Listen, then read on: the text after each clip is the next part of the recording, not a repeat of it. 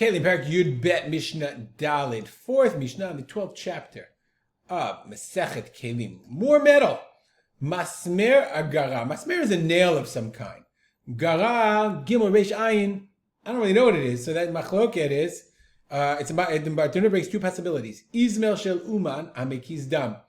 Ismail is like, I guess, a scalpel of the professional who does the bloodletting. That's the thing they used to cut you. I guess it's like a razor of some kind. That's masmer hagara according to one position. Okay?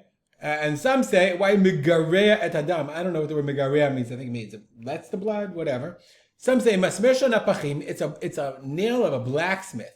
Shekavula masmer basadan. They had a nail that was stuck into the what do they call that block thing that the guy does his banging on? I don't know what that's called. Blacksmith's, I don't know. When you take a piece of metal, iron off the fire, and you want to cut it off from it, you put it on this nail, but it's not really a nail. You'll see where there are pros and draws it. And you hit it with the hammer, and it falls off. So you see, he says it's this thing, right? If you want to cut off a piece, right, you put it on this edge, right, and then you cut it off. So it's not really a nail, which is a little bit weird because in every other case we're going to see a sundial. We're going to see it's a bunch of nails. So why this would be a nail, I'm not sure. Shall Evan Hashaot of a sundial? That's what we just saw. Evan Hashaot, the rock of hours. Rock of hours. That could be an old Jewish folk song. Anyway, tahor. Those masmerim are not mikabel tumah. Here you see the sundial is actually a nail. Okay. Rabbi Tzadok says no. It's mitameh. He says the nail. So they say that it's batel to the actual thing. Where he says no, it's tameh because I guess it has its own name. I guess I'm not really sure Rabbi Tzadok's position. Masmer hagardi tameh. He has hagardim.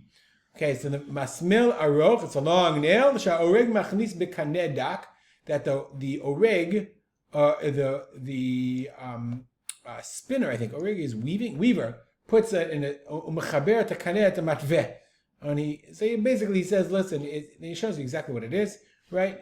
Right, the oreg is weaving, right? The weaver puts, this is the masmer. So I guess it could always be a kind of, let's look at the word masmer. It's not a nail.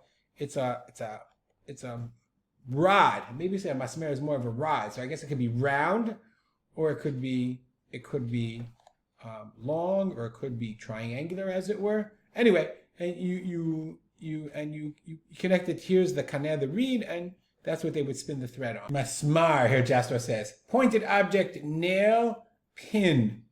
Okay, that's basically peg-shaped attachment. Basically a piece of metal. Okay, pointed object. That's what the word means in the Jasper. Anyway, okay, the masmer hagardi or gardim. So that's tameh. That itself is a kli.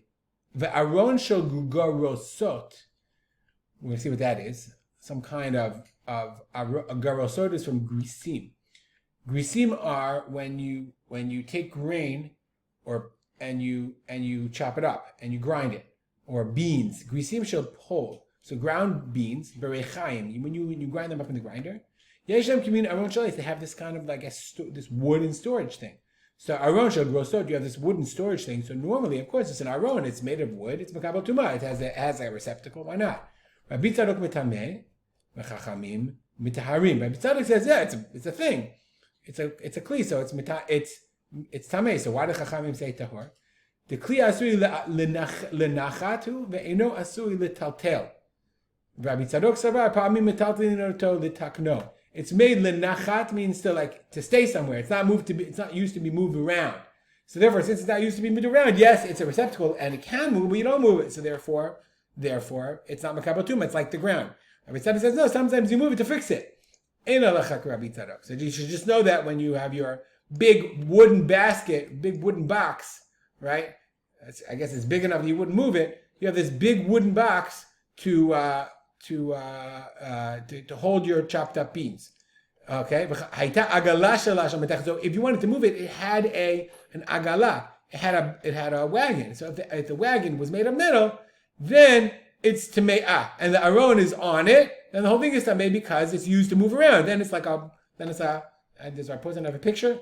Then it has, there you go. Then it's a movable object, and it's a movable item, and therefore it would be Mekabel Tumah. All right, we'll stop here.